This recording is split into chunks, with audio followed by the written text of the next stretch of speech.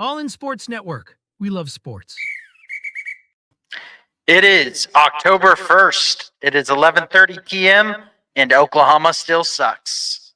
It's OU week and going into next week as well. I'm Tanner Carlson along with Jake Jimerson. This is All in Horns, brought to you by Rogue Sports Network, your daily fix for all things Texas Longhorns. And Texas is on a bye week. We're not preparing for anything. We've closed the chapter on Mississippi State. Texas is officially 1-0 going into SEC play. We are going to take a look around the SEC. What the SEC looked like a week ago. We didn't really get to touch on Saturday's games last week. Going into this week as well, we might take a quick glimpse as to what those look like. We're also going to talk a little bit. What's your biggest concern for the Texas Longhorns moving forward? Was there a little bit, maybe not a blueprint, but were there some blemishes that showed up in that Mississippi State game that might be cause for concern? We're also going to talk a little bit about the Miami-Virginia Tech ending of that game, the controversial call, and how officiating should be done moving forward.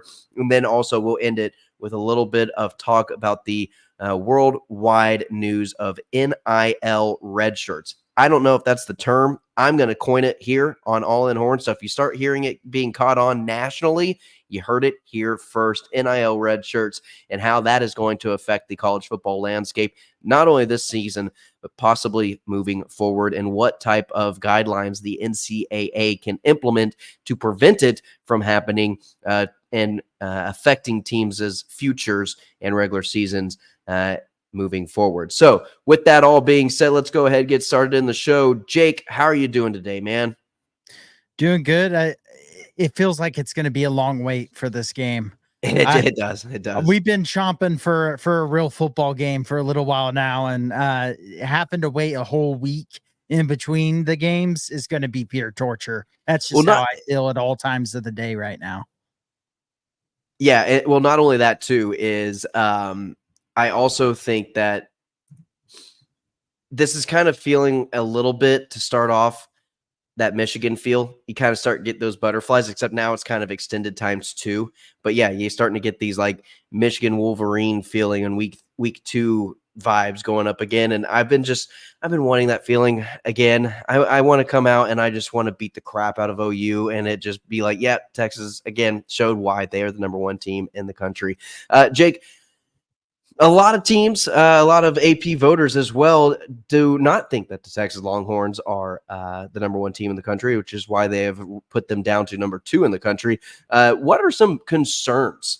Anything that popped out that were glaring to you that might affect later games going on, whether that be OU, whether that be Georgia, whether that be even a Vandy or Kentucky, who had a big win over Ole Miss, and Arkansas, who plays hard, and that is not going to be an easy game on the road. An A&M on the road to finish the season off, and if Texas gets to that point in SEC championship, are any of these concerns going to rear its ugly head up again in the future? I mean, I'm sure they are. I don't think Texas is going to play perfectly from this point on moving forward through the season. They're going to have more turnovers. They're going to have more penalties. And that's really the main concern coming out on the offensive side of the ball from Mississippi State. Because other than that, they had over 500 yards of offense. Arch was incredible at the quarterback position. Trey Wisner looked really good at running back. Jaden Blue would have been fine if it wasn't for the fumbles. And so you really come out of that game and go, this offense is still elite, but they scored 35 points when they should have scored 50 plus. Purely because of penalties, fumbles, and then one crucial drop pass that really cost them. And then on the defensive side of the ball, it's the need for consistency in the run fits. Mm-hmm. You know, you can't let a team come out, especially, you know, in Austin at DKR. You can't let a team, and especially Mississippi State, come out and get it. And I know they didn't score on it, but better teams will score on a drive like that, where you swallow up half the quarter and it just throws everything off. And then even some of the following drives, you know, when a team's willing to run the clock, and I think a lot of the teams who are big underdogs, that's what they're going to try to do against Texas, to keep that offensive off of the field and limit the amount of possessions they get, and hope that Texas shoots themselves in the foot like they did against Mississippi State on offense. You're going to see a lot of teams try to run the ball early. And if you don't shut that down, early on and you allow them to control the time of possession, I think there's going to be several hard games from this point out. I don't think every team will be able to do that, but I'm sure this team's going to fight adversity. I'm sure they're going to be tested and have much closer games than what Mississippi State turned out to be, mainly because of the quality of the opponent or lack thereof. Yeah, I do like the adage of every team is due a mulligan. You know, you get a mulligan. You get a game where it's okay if you don't play a perfect game every single game. We saw it in the national championship season. There was a time where, you know, in the first half of the Oklahoma State game where we were like, okay, come on, guys, like let's get it going. Texas A&M game that national championship season, Vince Young didn't play his best game. Like you're due kind of a poor performance at some point in time in the regular season. It's okay. I don't even deem this a poor performance. I deem it more of a frustrating performance with penalties and broken tackles and not wrapping up and not sticking to defensive assignments and things of that nature. It wasn't even a bad performance as a team because Texas won by 3 scores, and at no point did I ever think that they were in danger of losing that game. I think my biggest concern, though, is something that needs to be addressed, and I'm sure it very much will be pursuit angles from the defensive side of the ball, from linebackers and defensive ends, and then finishing the play with tackling. We saw some bruiser running backs from Mississippi State, and they weren't going down. They didn't go down easily, and those aren't. It's not going to be the first time, or it's not going to be the last time that we see running backs like that, especially in the SEC. So I think tackling needs to kind of shapen up, and I don't know if you got the feel for that as an iron sharpens iron type feel in your non-conference games, maybe a little bit against Michigan. I didn't see it as much against Michigan. So maybe that's a good thing.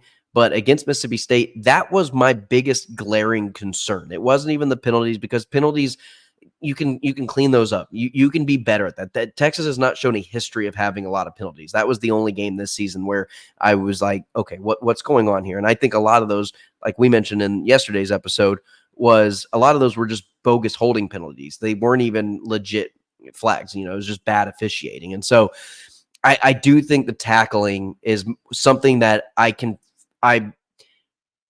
see more likely than anything else that happened in that Mississippi State game being an issue moving forward.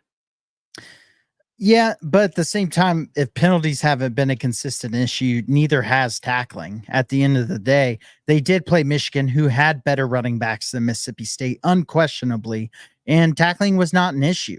Whether that be at the secondary, in every level of the Longhorns defense had missed tackles. Michael Taff had some uncharacteristic missed tackles. Muhammad had a bust in coverage and had a missed tackle. Anthony Hill had 4 missed tackles that I counted on my second watch through, which is the most I've seen him have in a game. Lowell had a missed tackle. I believe Broughton missed one early on. Collins had some missed tackles. Burke had a missed tackle. Colin Simmons had a missed tackle here or there. I mean, every single player at every single level, it felt like had a missed tackle. And that's just very uncharacteristic for what we've seen so far this year, even when they did go up against a quality opponent. Michigan might not be the best offense, but they have very capable running backs at breaking tackles, getting yards after contact, and that was not happening.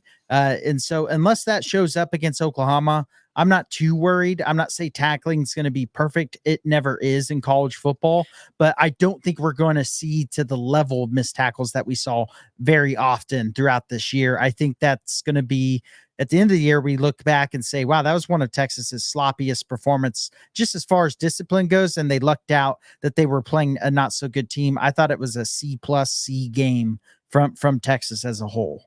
Well, that's another kind of point that I've made throughout this entire week since that Saturday, is that if you're going to have a sloppy game, if you're going to have an undisciplined game, let it be against Mississippi State in your opener. I mean, just don't let it be against Georgia. Don't let it be against somebody who can absolutely just run through you and make you look silly on national TV. So it kind of a saving grace, if you will, in my opinion. And so I do see your point, and I completely agree with it.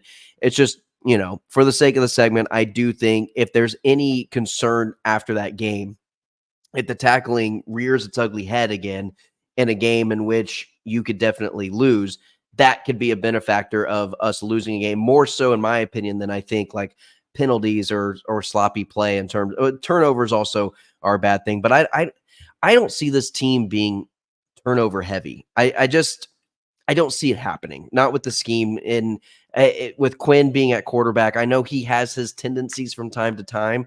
I just don't necessarily see it unless Jaden Blue is continually running the ball. Until proven otherwise, Jaden Blue is the only exception to that rule. And Quinn does need to clean up some of the he had a couple silly interceptions early on, though in the biggest game of the year, he didn't. So Quinn typically shows up at a different level when it is a bigger game. But last year against OU, he had 2 early interceptions that were killer. He had a fumble later on in the game that was also backbreaking. And so those 3 turnovers and then the goal line stand, aka the just completely missed face mask on 4th and goal on Xavier Worthy. That was the ball game. Otherwise, Texas wins that game by 2-3 possessions. And so you can't come out against OU, and especially if Quinn is playing coming off rest. Even though you're coming off rest, you're going to be a little rusty, and part of that will be on Sarkisian. I'm sure he'll have some quick little extensions of the run game, if you will, to open up that game script. But you're going to have to avoid those turnovers early on. You can't have that in a game like this. And that's what hurt them last year. And that's what I'm going to be looking for is I really would like to see that turnover number at 0 for Texas on offense at the end of the first half of that OU game. Because otherwise turnovers decide that Red River game just about every year. Yeah, that and special teams. There's always a special teams play every single time. And sometimes that's a turnover. And sometimes sometimes they go hand in hand. Sometimes it's the exact same play.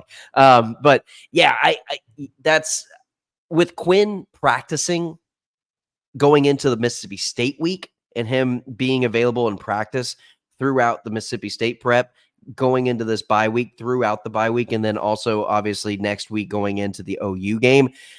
I don't know if we're going to see a whole lot of rust for Quinn, especially with him being as active in the practice schedule as he has been and taking the reps with the number ones as much as he has. I think it's full prep from here on out. I'm assuming he's going to be with the ones taking those reps and really starting to get ready for the Red River game. So we haven't had a report yet or any type of injury news yet from where we sit. Maybe something breaks before this episode comes out and you'll know it then, but we will update you as soon as we have it, especially when it comes to Sark's prep with Quinn Ewers going into that Red River game. So let's go ahead and switch gears a little bit. We're going to talk more broad in terms of college football in general. I want to talk a little bit. I had to call you on Friday night. I was coming home from a high school football game and I was watching the game on my phone as I was driving to the house following the game, and it was Miami, Virginia Tech. I nearly wrecked 5 times. But the controversial call of what happened with Virginia Tech and Miami, it was something that I feel like needs to be discussed and is going to be talked about as, for years and years and years to come, about how officiating needs to be handled moving forward. They call it a touchdown catch. Is that the right way to call it just in general? If you don't know, if it's a 50-50, it's kind of like when a player fumbles, they scoop and score. They let the player run into the end zone before they blow the play dead, and then they go back and review it and they say, no, it wasn't a fumble. Is that the same rule of principle here with the Miami Virginia Tech? And for those who don't know, Miami had a last-second Hail Mary pass. It was caught in the end zone. They called it a touchdown catch. Upon further review, in my opinion, it looked as though it was an incomplete pass, but the ruling on the field was touchdown. There was no conclusive evidence that said or that looked like it should have been confirmed, however, or reversed. However, the officials reversed the penalty I'm sorry, I'm getting this flipped around. Yeah, I think you're backwards on this. Yeah. Virginia Tech had thrown a Hail Mary. Tech it was caught in the back of the end zone. It was called a catch, and then it was reversed. Right. Sorry, not Miami. It was Virginia Tech. Sorry, I got it flipped around. But needless to say, Virginia Tech came down with it. It looked upon further review that there was inconclusive evidence that you couldn't reverse it one way or the other. However, they said it was incomplete. Jake, how do you think that officials should go and review or call the play initially on the field? Should they give teams benefit of the doubt, give them the score with a chance to overturn it, or how do you go about it? It's kind of a finicky thing. I think it's a lot different than a fumble happening, because a fumble happens, you just see the ball pop out, you just call, you go. You, When it's a catch in the end zone, it's such a split second decision. I think you have to go with, I think the ref truly just has to go with the judgment call there. And then you go to the replay booth and you take it from there. And then the call on the field does matter. And in this case, I thought it should have been ruled a catch. I see the side of not saying it was a catch, and this is one of the tricky. This isn't a Des catch. The Des catch, it was a catch. There's a reason it is called the Des catch. This is nothing like that. This to me is truly, no matter how many times I've watched this replay, one of the hardest ones to be able to tell of, was it a catch or was it not? And I don't know if you have well, I do know, but some of the listeners don't know if you have a strong opinion on it. But in my eyes, it was a catch. And especially with it being called a catch on the field, I don't see how they overturned it.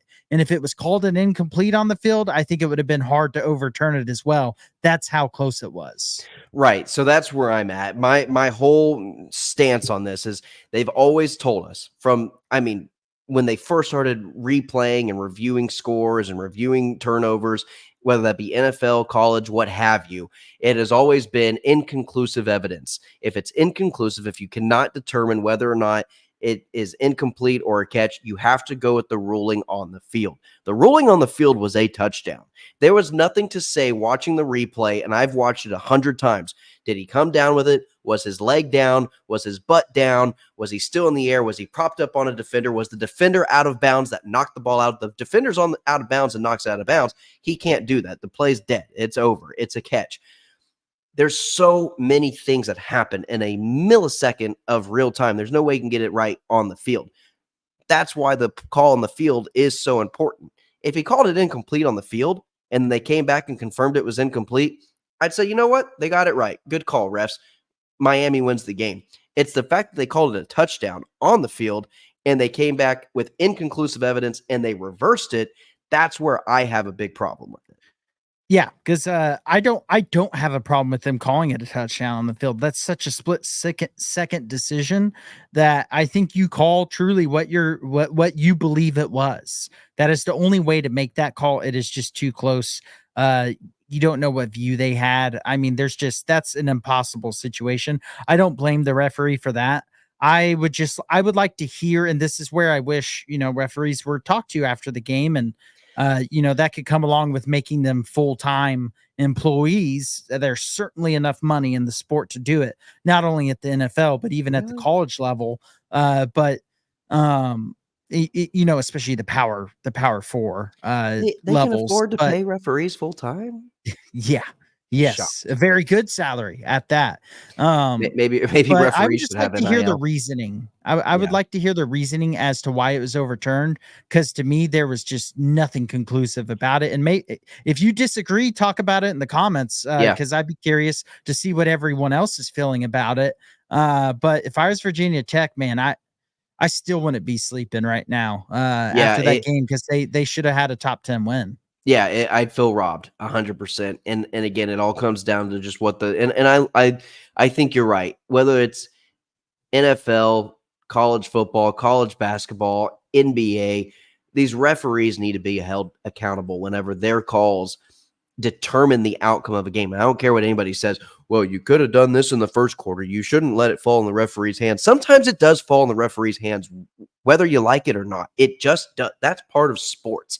And if the referee has an impact on the game, ask the Rams and Saints in the NFC Championship game 7-8 years ago with pass interference. Why is that referee not fined? Why is that referee not held accountable for their actions of screwing up a game?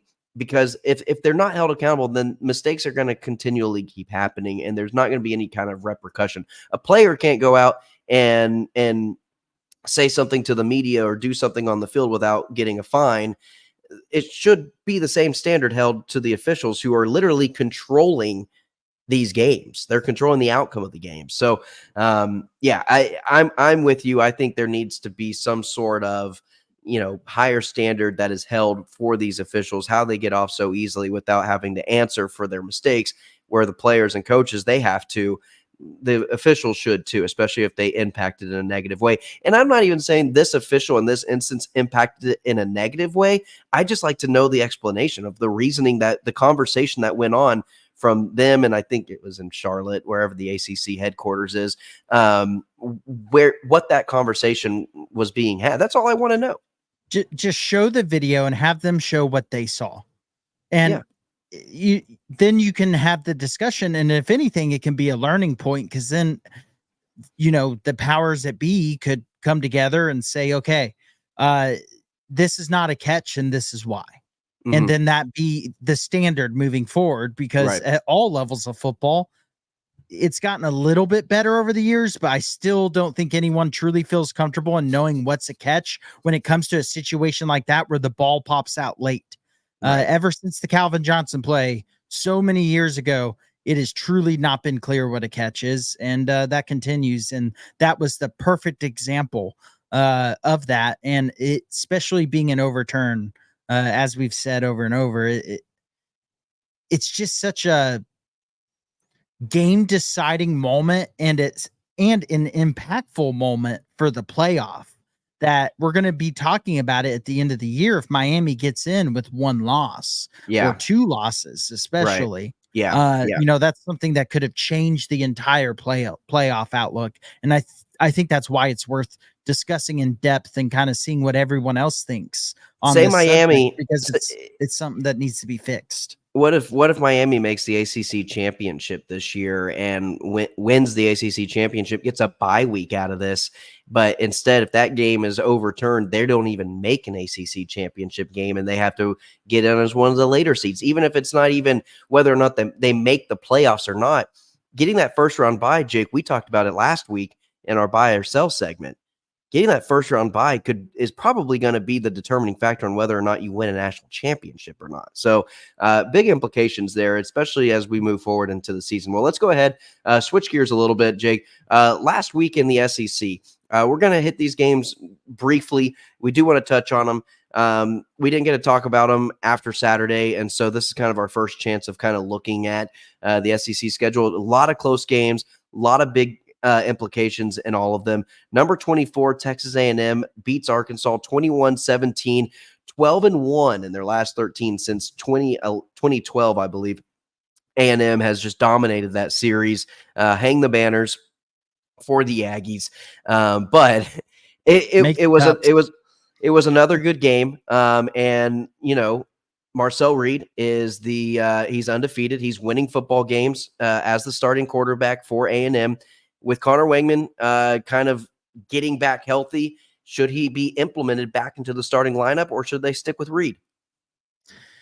I think that all comes down to what you're seeing in practice, because Wegman hadn't looked as good, and I was very high on him coming into the year, but he hasn't looked like the same quarterback from last year when he has been in. Part of that is protection. They have some issues on the offensive line. Marcel Reed is able to use his legs a little bit more, and I think that is a benefit when you have an offensive line that's struggling. A&M has a pretty darn good defense, and that leads the way. They have a ton of pressures. They cause a lot of havoc in the backfield.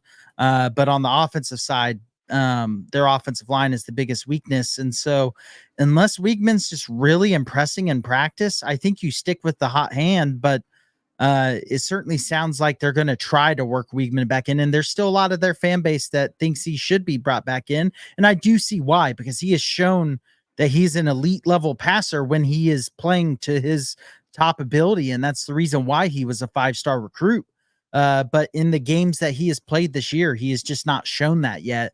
And I'd have a hard time pulling Reed when you're continuing to win. I mean, a 4-1 start for A&M is not just the norm. I mean, beating Arkansas is the norm. It feels like that game, by the way, feels like this game is the same game every year. Every year. Arkansas jumps out early, and then they blow it. Some weird plays happen, and A&M ends up winning. And honestly, Arkansas's football program should maybe receive the death penalty for going 1-12 against Texas A&M over 13 years. Yeah, That's the most embarrassing thing you could hit. That's more embarrassing than losing to App State. Jake, That's more embarrassing than losing to KU at home. we That can't is the talk most about A&M. embarrassing stat in football.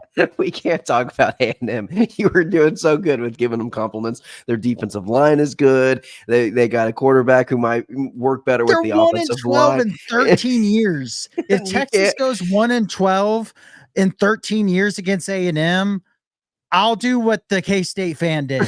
Like, not the burrito. Not the burrito. That or the Florida State fan who has yet to show his face since no, he I made won't that go that tweet. far. Yeah, no. I don't know. I think the dog poop is better than the burrito. Anyway, let's talk a little bit about Kentucky over Ole Miss. Huge game. Again, you talked about it in yesterday's episode, Jake, in terms of and these games still matter. It doesn't matter if Ole Miss lost. Yes, it matters if Ole Miss lost. The rest of their season, they cannot make another mistake. They can't have another slip up. Their slip ups are far and few between. They're on a much tighter leash now. But Kentucky beating Ole Miss at home, 20-17. My take on it was that this Kentucky team hung in there with Georgia. Probably very well could have beaten Georgia, should have beaten Georgia. And Georgia is a team that just came back in Tuscaloosa down a couple of possessions and almost beat Alabama in Tuscaloosa. So Kentucky is a very experienced team. They're a very veteran-led team. They're not rattled by a lot of situations, whether they play on the road or at home. They're probably going to play their game. They've seen it all. They're a very disciplined football team. Those attributes in a football team make it very difficult for teams just to go in, play Kentucky, get an easy win, and get out. They're going to give you a game, and I don't care if you're the number one team in the country or if you're just a middle of the road SEC team that is trying to sneak into a bowl game. Kentucky's going to play you hard week in and week out. They're a good team, and I even mentioned to you they might be one of the best unranked teams in the entire country. Yeah, I mean, that South Carolina game just appears to be one of those outliers. Mm-hmm. Just a game where a team just nothing goes right. They play their worst game across the board, and then they play a lot better the rest of the year. They have been consistently playing pretty darn good football. So, other than that South Carolina game. And I actually think at the start of the year, in our preseason predictions, I picked that was one of the losses I had Texas having. I think I had them 2 losses, I think to Georgia and then to Kentucky, because that game is also just completely in that trap zone spot. You're right in between Arkansas and A&M. You're going to have 2 really high emotion games. And then you got Kentucky coming into Austin. Yeah. And that game, I do think because Kentucky won this game, it's going to be a little bit easier for the Texas coaches getting the players ready. Yeah. But even if you're ready as a player, this Kentucky team's not a pushover. They're pretty darn good on defense. I mean, stopping an Ole Miss offense that's been nothing but explosive. They haven't played anyone, but under Lane Kiffin, they've been explosive consistently every year.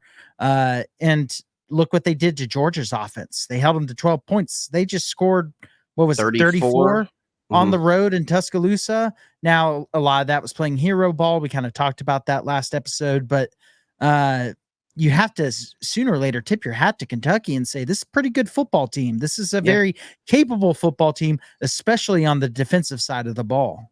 They kind of remind, ironically enough, say mascot, but they kind of remind me of like a K-State in the Big 12 for Big 12 Longhorn fans that are just used to the Big 12 and don't really know much else. And they're still trying to learn the SEC. They kind of have that grit and grime and tough football play of a K-State that you see year in and year out.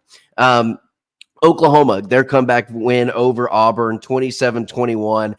Oklahoma could very well be looking at 2 straight losses going into the bye week before the Texas game, Red River game, and to start their SEC career, if you will, 0-2. However, comeback victory. I think Auburn had a 99.8% chance on that ESPN predictability thing in the fourth quarter. It was like 99.5 or something like that chance of winning this game. OU comes back, caps it off with a pick 6 to win this thing.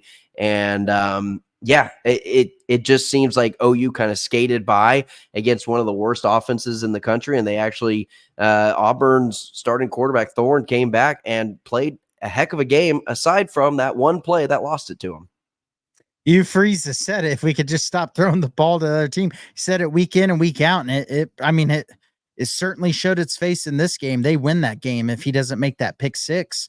And this is a wild box score to look at. Auburn had 482 total yards. Oklahoma had 291. Oklahoma was 2 of 11 on third downs. Auburn was 4 of 14. Still not very good, but still. Auburn had 75 plays to OU's 47, 35 minutes of time of possession to 24.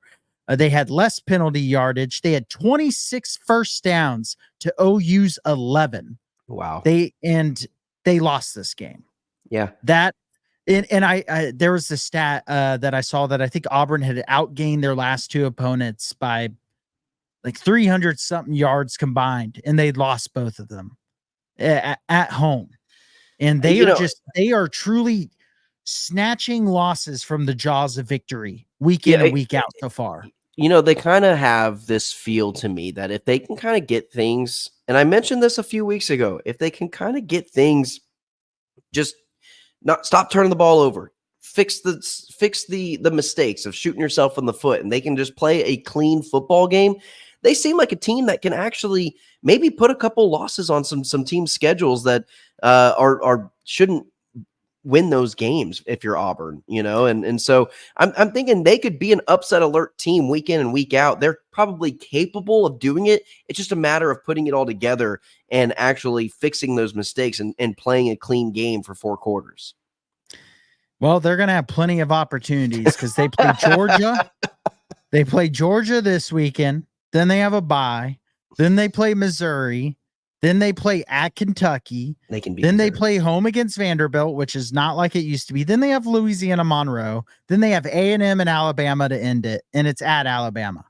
That is a brutal stretch. Okay, this season could collapse for them quickly. Iron Bowl is just as unpredictable as the Red River, and in terms of it being played close, Alabama typically wins that game. I know, don't pull up a record because I know Alabama is going to own that record. I understand that. However, that game feels like it's always close. They can beat A&M because it's A&M. They can beat Kentucky. I know we just talked very highly about Kentucky. They are capable of doing that. They can obviously beat Vandy. This Auburn team could be looking at 6-7 wins by the end of the season. And they can, I think I'm not counting them out against Missouri either.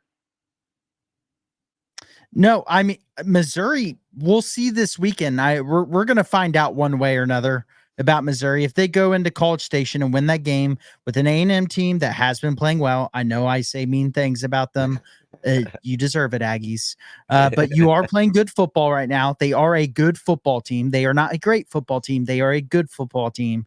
And if Missouri can go on the road and win that game, they're actually 1.5 point dogs, by the way, which is pretty crazy considering the ranking discrepancy.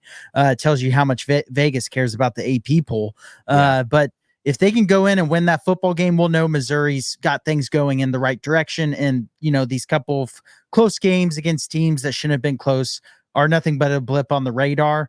But on the flip side, if they go in and they lose to A&M, or even if they only win by 3, because let's be honest, going into the year, you would have expected this to be a 2-possession win for Missouri at least, then yeah, I mean, any team could give them some issues. They had a hard time with Vanderbilt.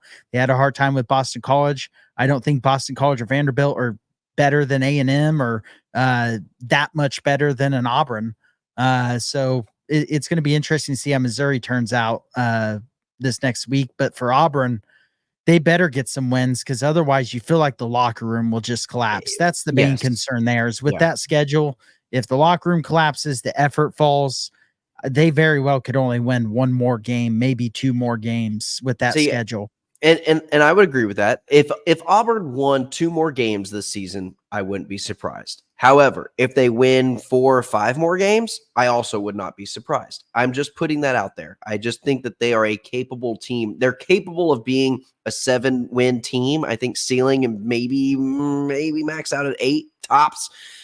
I think their floor could be 3 wins. I mean, they could be a really bad football team.